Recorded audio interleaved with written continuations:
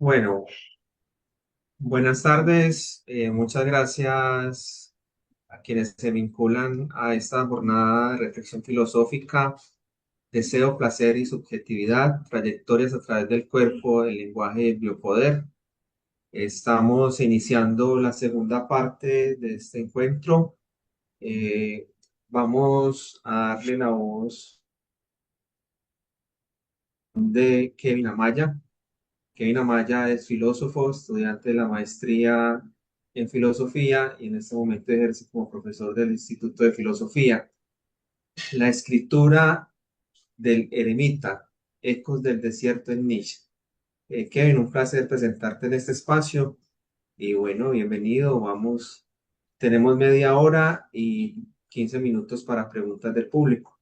Muchas gracias, Kevin, por vincularte a este espacio. Muchas gracias, Luis Fernando, y a quienes pues hicieron posible este espacio y a su invitación. ¿Me confirman, por favor, si se ve bien? Sí, en este momento está la proyección de la presentación. Vale. La escritura del eremita, Ecos del desierto en Nietzsche.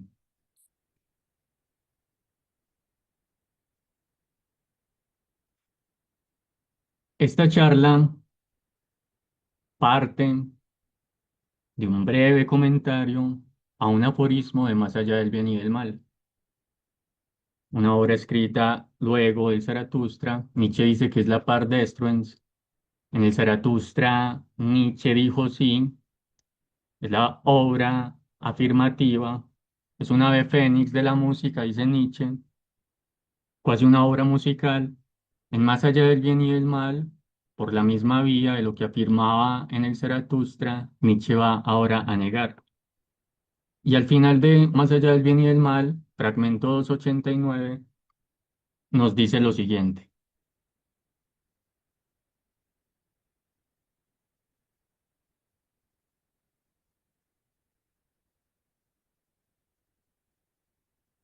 En los escritos de un eremita siempre se entreoye algo del eco del desierto, algo de los susurros y de las furtivas miradas en derredor de la soledad, de sus palabras más fuertes, de su propio grito, se escucha incluso una especie nueva y más peligrosa de silencio.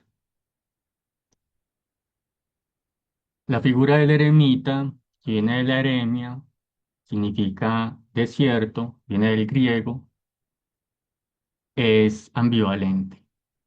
Es a la vez desierto y soledad.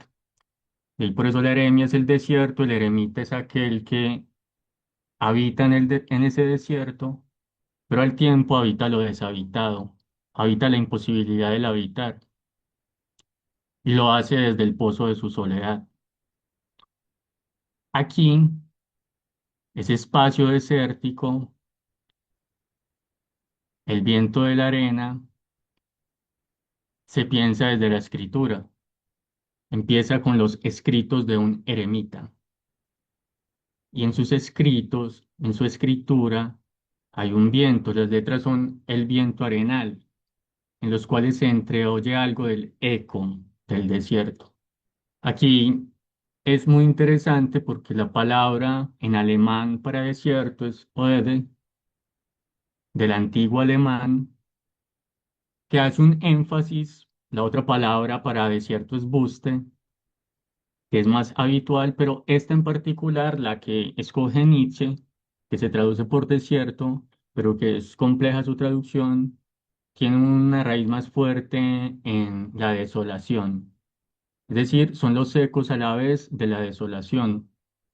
Va al desierto quien desierta, quien cae en el pozo de la soledad. Entonces, esta desolación de la cual se habla acá se convierte en escritura, pero no de forma directa, sino a partir de ecos, de susurros, de soledad, claramente. Entonces nos habla de esos susurros, de las furtivas miradas en derredor de la soledad. En esta eremia, en este desierto, hay todo un mare magnum de voces, de tribulaciones. En el camino del Creador en el Zaratustra, Nietzsche habla de la fortaleza que se ha de tener para poder enfrentar las propias tribulaciones. Solo de ese camino puede surgir el camino del Creador. Aquí en el desierto es un reto pensar ello, pensar en el camino, pensar en el métodos, puesto que el desierto es arena sobre arena. Ya en las escrituras bíblicas se dice que sobre la piedra se edificará la iglesia, se le dice a Pedro, pero aquí en el desierto, ¿qué se puede edificar? Todo se enfrenta al azar del viento, a la arena sobre la arena. Entonces el desierto empieza a tener por un lado esta figura de lo mismo, de la mismidad, de la nada, de la eremia en tanto nada, pues allí donde mires todo es desierto, pero a la vez la arena que lo conforma está en constante movimiento, está en constante devenir. La arena erosiona la piedra y a la vez en toda piedra hay un movimiento telúrico compuesto de este arenal. Entonces, todo este movimiento es el que está en juego en el eremita, para ir desarmando un poco la idea de una tranquilidad o una contemplatio pasiva. Si es pasiva en tanto pathos, en tanto fuerza de un pathos, pero es un pathos que está en esta tribulación. Y algo mucho más interesante, luego dice, de su propio grito se escucha incluso una especie nueva y más peligrosa de silencio. En esa escritura lo que hay son gritos desde la arena, pero esos gritos se entreoyen como una fuerza peligrosa del silencio. Esta fuerza peligrosa del silencio aparece recurrentemente en Nietzsche. De nuevo, el silencio se hace salvaje. Y el eremita no es aquel que vive en una armonía pacífica, sino que es aquel que hace experiencia de su silencio como lo más vertiginoso. Lo importante aquí es cómo Nietzsche, a partir de esto, logra asumir, enfrentar, ponerse en camino en una nueva forma de concebir la filosofía misma. El fragmento continúa. Quien se ha sentado a solas junto a su alma en discordia y en diálogo íntimo. Entonces, aquí la cuestión de la discordia es muy importante, de lo discordante, del corazón de ese cordis que late como pólemos, es decir, como confrontación, como guerra. Aquí hay una fuerza heraclitia muy importante, la cuestión de la armonía palintrópica, de lo uno en sí mismo diferente, de lo que está en guerra en la escritura del eremita, en todo aquel que ha pasado días y años, el otro que dice pero no está aquí, sentado junto a su alma. Quien en su caverna se ha convertido en oso cavernario, sus conceptos terminarán por adquirir un color crepuscular propio, un olor de profundidad como de putrefacción, algo incomunicable. Entonces ya verán la sensualidad de las imágenes que se nos proponen en esta eremia, es decir, el color del crepúsculo, del ocaso. Allí en el desierto es donde se hace también experiencia del tránsito y del hundimiento en el propio ocaso. Y ese color de lo que muere, de lo que perece, lo que se hace crepúsculo también, es el color que empieza a verterse en el propio pensamiento, en los conceptos y en la escritura. También empieza a tener un olor entre más profundo, también más putrefacto. Es decir, el pensamiento es algo que ha de buscar también su propia descomposición para que pueda avanzar, para que se pueda transformar. Y todos estos movimientos, y aquí empieza un poco a volverse paradojal, igual que la discordia, se hacen incomunicables. Es decir, nos está diciendo Nietzsche que ese silencio feroz que hay en los escritos del eremita son a la vez incomunicables. La escritura, que es el lugar de orgullo para los doctos en tanto comunicación y en tanto em, muestra de las verdades, aquí se hace, en cambio, la experiencia de lo incomunicable. Continúa Nietzsche. Incluso pondrá en duda que un filósofo pueda tener en general opiniones últimas y verdaderas, que detrás de cada caverna no se encuentre, no tenga que encontrarse una caverna aún más profunda, un abismo detrás de cada fondo, detrás de cada fundamentación. Aquí hace Nietzsche un juego de palabras en alemán entre abismo, Abgrund, y fondo y fundamentación, Grund, que es a la vez pues una lanza clavada en la idea de la esencia de la verdad, del trasfondo, de lo transmundano, del arqué como fundamentación última de la existencia. Entonces nos viene a decir Nietzsche, detrás de cada fundamentación, detrás de cada caverna, también un juego ahí platónico, lo que hay es un abismo. Y por tanto, toda filosofía es una filosofía de la superficie. Es esta irrupción entre la quitas y la existencia. La quitas, lo que es el ser de las cosas, que hay que descubrir, que hay que sacar a la luz en tanto adecuación con las cosas del mundo, es decir, la verdad como contenido y esencia. Aquí no es más que un nuevo arenal que se posa sobre las dunas. Aquí no es más que una superficie que va a crear otra superficie. Y el fondo de toda caverna, el fondo de toda verdad, no es más que otra caverna. Toda filosofía oculta también una filosofía. Toda opinión es también un escondite. Toda palabra también una máscara.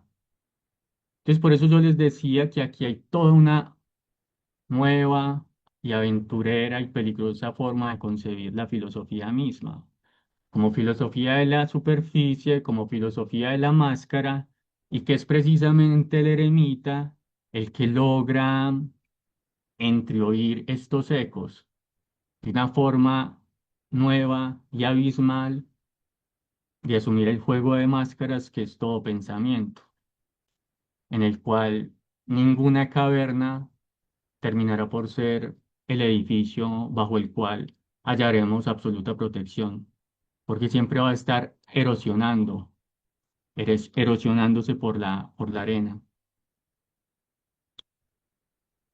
Entonces, a partir de estas imágenes que se nos presentan, y especialmente de esta superficie, de este paisaje de superficie que es el pensar, quiero empezar a transcurrir el pensamiento del desierto. Si toda palabra es también una máscara, entonces, ¿cuáles son las máscaras del desierto? ¿Qué hay en su paisaje, en el paisaje desértico? Y hago una conexión con un gran maestro precisamente de las máscaras, y es un fragmento del libro El desasosiego de Fernando Pessoa, donde dice, a mí él dijo que un paisaje es un estado de alma. Más correcto sería decir que un estado de alma es un paisaje. La frase tendría la ventaja de no contener la mentira de una teoría, sino solamente la verdad de una metáfora. Aquí Pessoa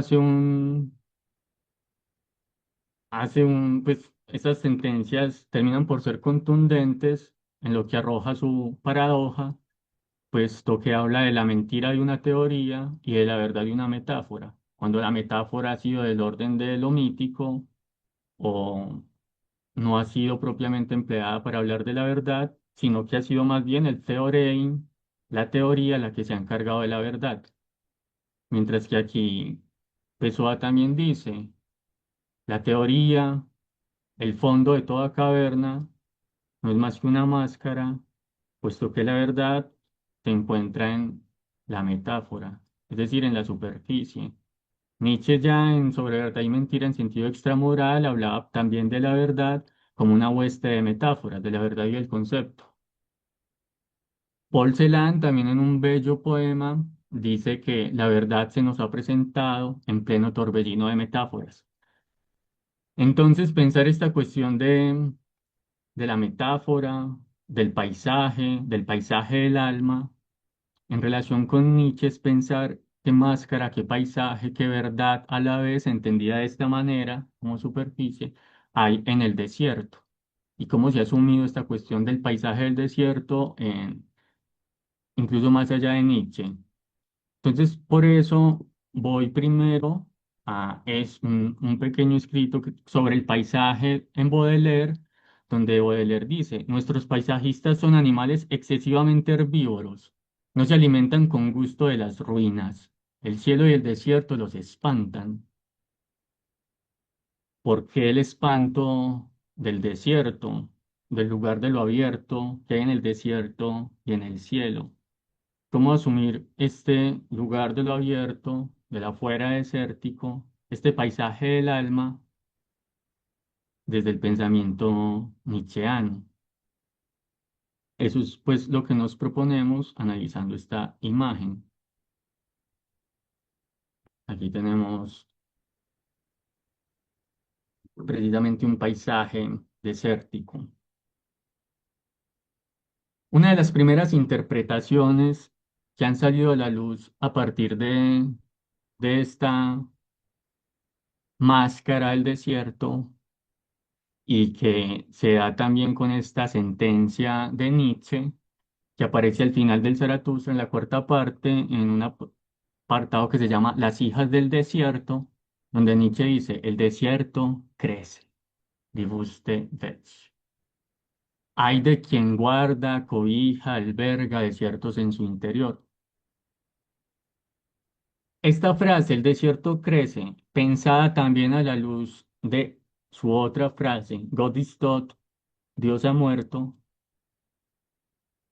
termina por ser el paisaje del alma, no solo de alguna singularidad, sino de la época y de la historia misma de la metafísica. Así es como lo interpreta Heidegger.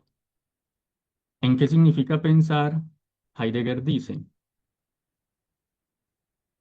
el desierto crece, eso significa la desertización se extiende. La desertización es más que la destrucción, es más terrible que esta. La destrucción elimina solamente lo que ha crecido y lo construido hasta ahora. En cambio, la desertización impide el crecimiento futuro e imposibilita toda construcción. La desertización de la tierra puede ir de la mano con la meta de un alto estándar de vida para el hombre, lo mismo que con la organización de un estado uniforme de dicha para todos los hombres. La desertización es el rápido curso de la expulsión de Nemocine. Nietzsche escribió las palabras el desierto crece. En esta frase escribió todo lo que sabía. Dice Heidegger en qué significa pensar. ¿En qué significa pensar? Heidegger habla de lo gravísimo de estos tiempos en los que se piensa tanto es que no existe el pensamiento. Es la imposibilidad del pensar y de ponerse en camino en el tránsito hacia un nuevo pensar o hacia la posibilidad misma de pensar.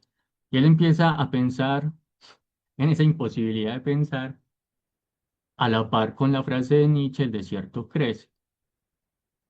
A la par que el desierto crece, se hace más imposible el pensar, porque la desertización es el rápido curso de la expulsión de Nemocine. Y la posibilidad del pensar solo se encuentra en las hijas de Nemocine, en la poesía, puesto que la poesía es la relación con el recuerdo, con Andenken, con la memoria. Entonces el desierto es a la vez lo que Heidegger interpreta como la extensión de la metafísica de la presencia y la imposibilidad de ver el trasegar histórico del ser. En fin, la cuestión es que la clave en que lo interpreta Heidegger es esta desertización como la consumación del nihilismo y de la metafísica occidental. Esta relación entre desierto y nihilismo tiene mucho, pues mucho de dónde pensar. Es una máscara con buena filigrana y que el mismo Nietzsche dio las pinceladas para verlo de esa manera. Entonces leamos uno de los fragmentos póstumos donde dicen, quien toma, quien toma aquí la palabra hasta ahora no ha hecho otra cosa más que volver sobre sí, como un filósofo y eremita por instinto que ha encontrado su ventaja en el margen, en las afueras, en la paciencia, en la demora, en el retraso. Todas son figuras intempestivas del tempo en el cual habita el eremita como un espíritu que tienta, que se ha perdido ya una vez en cada laberinto del futuro, como un espíritu de ave adivinatoria que mira hacia atrás cuando cuenta lo que vendrá, como el primer nihilista perfecto de Europa, el cual sin embargo en él ha vivido ya el nihilismo mismo hasta el final, el cual lo tiene tras él, bajo él, fuera de él. Esto es un fragmento de 1887 donde Nietzsche se asume como el primer nihilista perfecto. ¿Por qué? Porque por él han pasado todas las formas de nihilismo, que aquí no vamos a hablar de ellas, pero Nietzsche habla del nihilismo incompleto, del nihilismo completo, activo-reactivo, nihilismo clásico, y lo habla desde la historia misma de la metafísica inaugurada con Platón, es decir, en Historia de un error o cómo el mundo verdadero devino falso, que aparece en el crepúsculo de los ídolos, él hace este recuento por las distintas etapas de la metafísica occidental, cómo son un trasegar del nihilismo, de la negación del tránsito del ocaso que responde a la vida y a la tierra en nombre de mundos transmundanos, mundos reinos de otro mundo, tomen la máscara que tomen, la del eidos, la de la cosa en sí, la del espíritu absoluto, en fin. Entonces, el nihilismo aquí, como extensión del desierto, tiene que ver con la pérdida de los valores supraterrenales, suprasensibles, y a la vez la imposibilidad de afirmar este mundo. Ese limbo que Nietzsche ha traspasado por todos ellos y a la vez ha albergado en sí todas estas formas de desierto. Luego dice también en otro fragmento póstumo, en el cuaderno séptimo de número 54. Todo el idealismo de la humanidad anterior está a punto de convertirse en nihilismo, en la creencia en la absoluta falta de valor, es decir, falta de sentido, la aniquilación de los ideales, el nuevo desierto, las nuevas artes para soportarlo, nosotros anfibios, Zaratustra que se comporta constantemente de modo paródico respecto de los valores anteriores desde la plenitud. Entonces, aquí de nuevo hay una asociación entre el nihilismo, como la pérdida de los valores, y el desierto. Pero a la vez, otra máscara del desierto, ya no la del nihilismo, sino que o mejor dicho, para enfrentar precisamente esa desertización, tenemos que acudir a nuevas artes, tenemos que convertirnos en seres anfibios, tenemos que aprender de Zaratustra y su modo paródico, no de resentimiento, de rechazo, de espíritu reactivo, no alzando mucho la voz en ese sentido, sino más bien parodizando los valores anteriores desde la plenitud. Y esa es la nueva máscara que quiero pensar. Voy a hacer un arco de tres máscaras en torno al desierto, la del nihilismo, la de la soledad y de la transformación.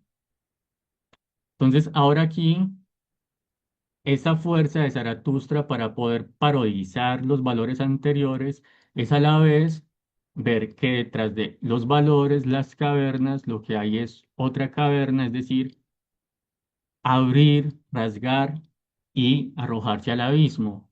Ese abismo que es en una existencia que lo asume de esa manera, es la soledad. En Aurora, Nietzsche dice, en un diálogo entre A y B, ¿así que quieres volver a tu desierto? A. B. No soy rápido, tengo que esperarme a mí mismo, por eso vengo a mi soledad, para no beber de la cisterna común. Al cabo de un tiempo tengo siempre la sensación de que quisieran desterrarme de mí, robarme el alma. Para reponerme me hace falta entonces el desierto, para reponerme, para hacerme médico, para aprender también del olvido. El desierto aquí es el lugar donde se asume la soledad del eremita, como un fármaco, como el veneno de la desolación y el bálsamo de la transformación en ella. La soledad tiene siete pieles, nada puede atravesarlas. Se aproxima uno a los hombres, se saluda a los amigos. y nuevo desierto. Ninguna mirada saluda ya en el Ecce Homo.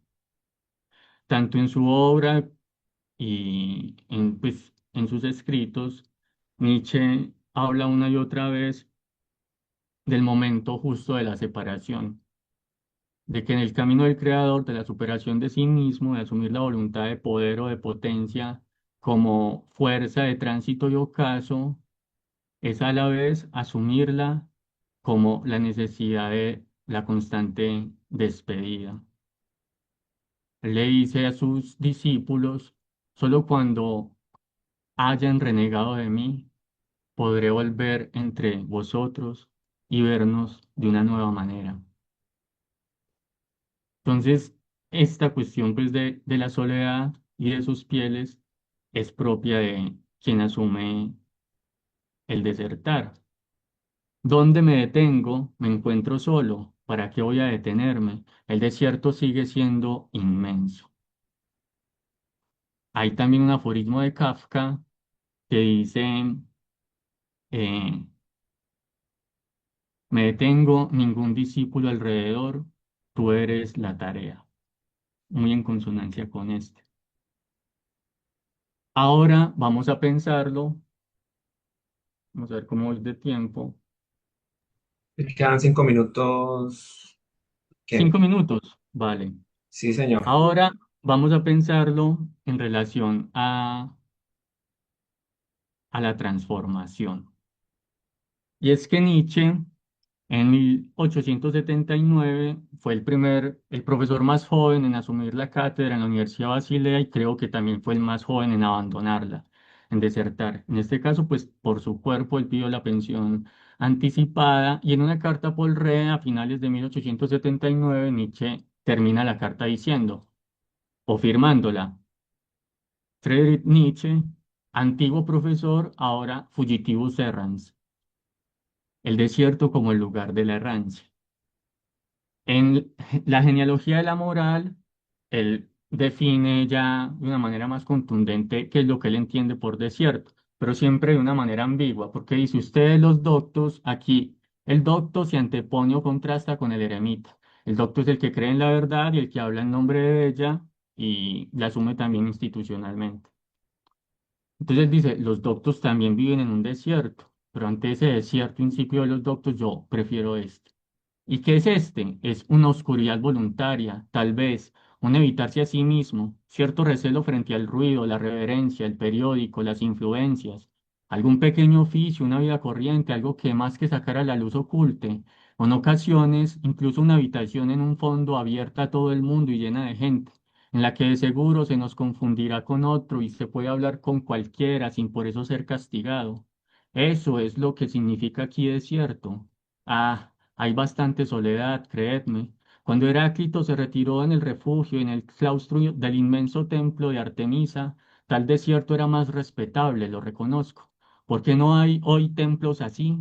Apreciamos el silencio, lo frío, lo noble, lo lejano, lo pasado, cualquier cosa en cuya presencia el alma no tenga que ponerse a la defensiva y contraerse. Algo con lo que uno pueda hablar sin tener que levantar la voz. Escúchese simplemente el sonido que tiene un espíritu cuando habla. Cada espíritu tiene su sonido, ama su sonido. Este es también el sonido que hay al tensar la lira, que es una imagen que quiere mucho Nietzsche. Entonces, ahora, esta es la máscara de la soledad, pasemos a la máscara de la transformación y las resonancias místicas que hay también en la idea del desierto, como el lugar al que se va para ejecutar una metanoia, una transformación, lo encontramos en Jesús, lo encontramos en San Antonio Abad y pues está a lo largo y ancho de la literatura mística. E inicio con un escrito en El Ángel Querúbico de Angelus Silesius, donde dice, ¿dónde se encuentra mi morada? Donde no hay ni yo ni tú. ¿Dónde está el fin último hacia el cual debo tender? Donde no se encuentra ningún fin. ¿Hacia dónde debo ir? Más allá de Dios, al desierto. Ya decía el místico Silesius. Y en el Zaratustra Nietzsche dice, verás, así llamo yo a quien se marcha a desiertos sin dioses, que ha hecho pedazos su corazón venerador. Luego Nietzsche vuelve a hablar del desierto en relación al nihilismo radical, pero esta vez, ante ese desierto, lo que se va a afirmar es el dionisiaco decir sí al mundo, tal y como es, incluso en su desertización, porque solo de esa manera se puede dar la transvaloración. Y en el momento en que se asume eso, ahí sí que es un pensamiento enigmático, porque es el más abismal, es cuando se asume el eterno retorno de lo mismo, el amor fati. Tenemos a San Antonio Abad.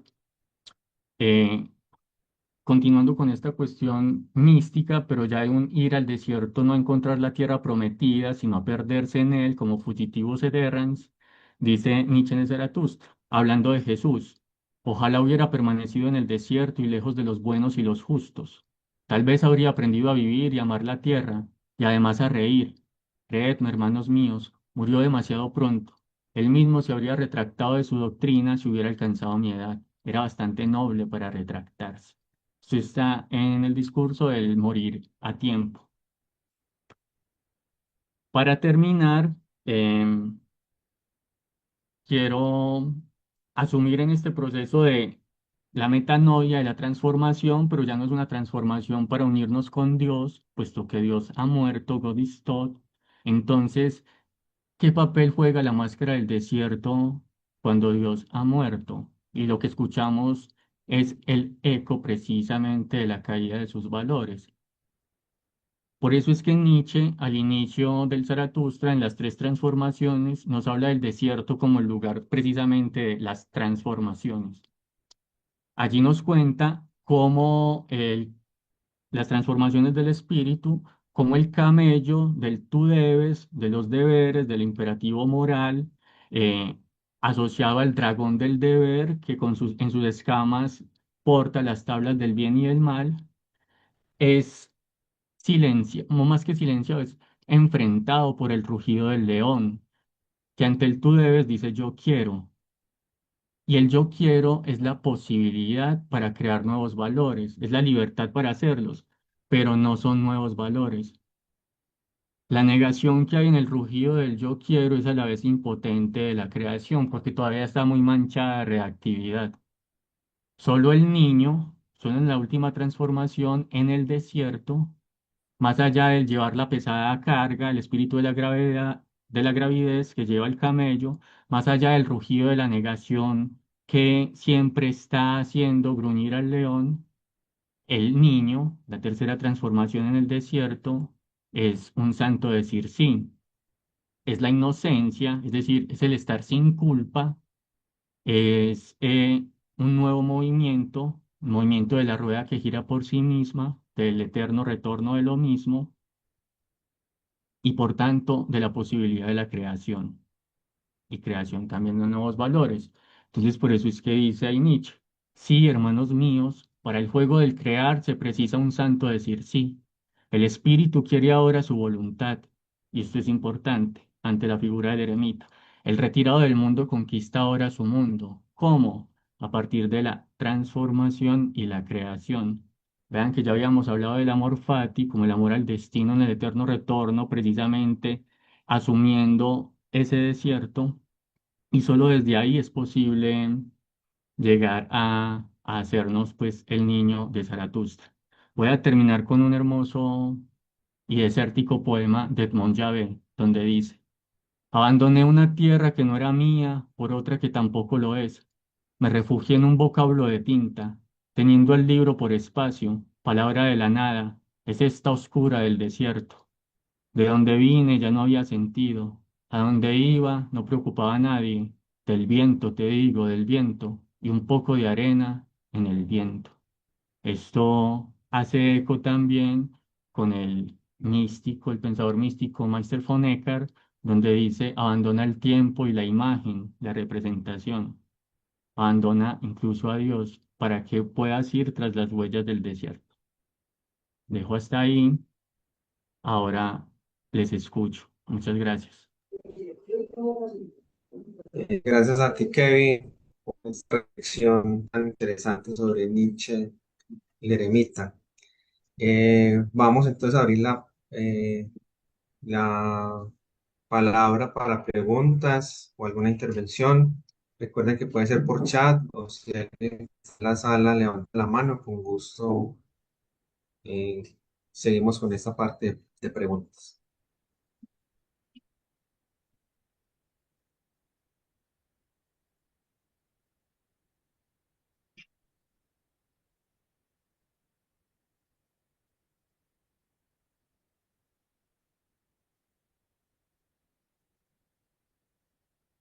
Kevin, muchas gracias por tu excelente exposición, siempre tan provocadora, tan reflexiva.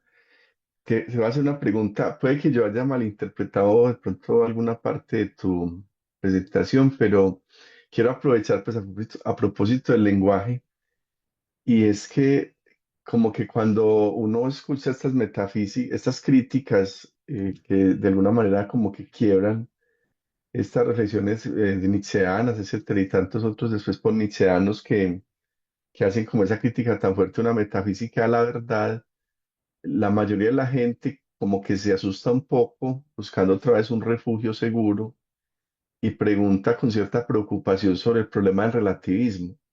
Es decir, cómo hacer crítica en medio de una antimetafísica de la verdad. Me gustaría que nos contaras un poco cómo entender ahí la posibilidad de la crítica física de la verdad.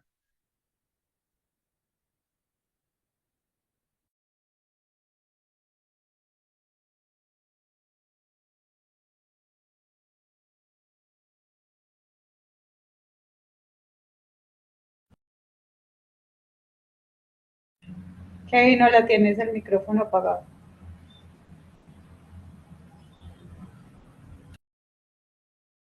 Era el silencio feroz. Hay una parte en el fragmento donde Nietzsche hablando del eremita dice, en la caverna, el eremita dice justo esto, saber hasta dónde cavar. Siempre va a ser arbitrario el cavar hasta un cierto punto en la caverna, el parar, el quedarse en esta caverna. Es decir, no es que aparezca cualquier caverna de forma relativa y se asuma como una máscara, no. Es todo un arte de la interpretación.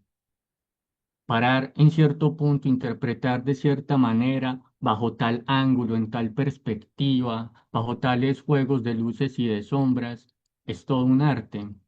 Y es el arte al que pues va precisamente Nietzsche, que detrás la frase pues interpretada, malinterpretada, bueno, uno aquí entra a siempre a pedir los criterios de valor para hablar de cuándo es una malinterpretación, pero esto de que no hay hechos sino interpretaciones, o no hay hechos morales sino interpretaciones morales de los hechos, Nietzsche, luego también en otro fragmento dice, pero es que quien interpreta también es una interpretación, no es un sujeto que de forma relativa pueda llegar a decir esto o esto otro, sino que el mismo sujeto ya es un producto, una fuerza, una voluntad de poder que está interpretada y se da en el juego de los sentidos de las interpretaciones.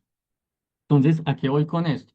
A que no es, primero, a que no es un sujeto que tenga opiniones relativas sobre algo u otra cosa, puesto que no hay verdad, entonces todo es relativo y depende del sujeto en tanto subjetivismo. Nietzsche tiene una crítica también muy feroz a esto, porque no es solo que él critique la idea objetiva de verdad, sino la idea idealista del sujeto que habla de tal o cual cosa. Porque ese mismo sujeto es un producto, una fuerza histórica, genealógica de las fuerzas y de las voluntades de poder. Eso por un lado. Y por el otro, para poder llegar a una perspectiva, una interpretación, esto es todo un arte de la sutileza, de poder llevar el pensamiento a un color crepuscular. Hay otro fragmento en la Gaia Ciencia donde él dice, no se basta solo con tener la espada afilada, también tiene que tener herrumbre, o si no dirán de ti que siempre serás muy joven. Esa herrumbre, ese musgo, esa fuerza también en la interpretación, es decir, esos elementos que hacen de una interpretación algo mucho más válido, no válido porque haya una verdad fundamental, sino porque ahí mismo construye las fuerzas de sentido mucho más potentes que otras. que no son más que formas reactivas de su propia voluntad de poder. Entonces, no todo es relativo ni vale lo mismo, nada más distante de Nietzsche para eso, porque para Nietzsche las cosas no valen lo mismo, no son relativas como esto, otro, no. La cuestión del poder llegar a crear un valor necesita precisamente todo este proceso de transformación para poder llegar a afirmarlo. De un arte, la interpretación, de una fuerza, de una potencia, de las herramientas para ello. Aunque no haya una verdad última, si hay una composición de sentido que hace mucho más válida una sobre otra. Hasta ahí, John. Muchas gracias por tu pregunta.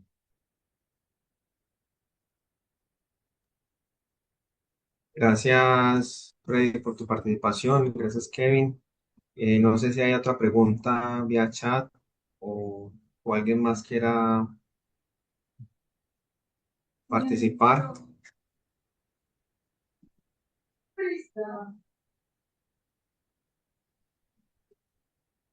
Bueno, Kevin, muchas gracias por tu participación. Muy interesante esa lectura.